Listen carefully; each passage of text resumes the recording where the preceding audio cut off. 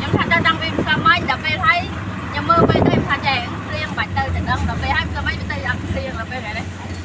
anh tự riêng rồi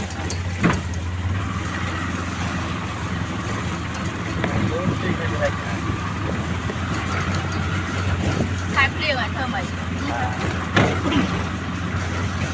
chung mà con trai cái gì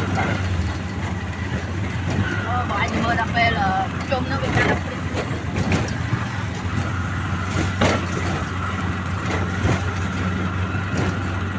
đâu mà ngay cắt bắt ra nè 5 ngày tiền bắt mùi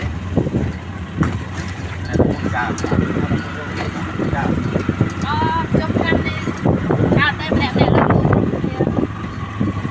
là bắt thẳng cha liền cắt á Đấy. để ta tới cái sữa rồi à đi lên đi bằng đi ăn ngày một lần là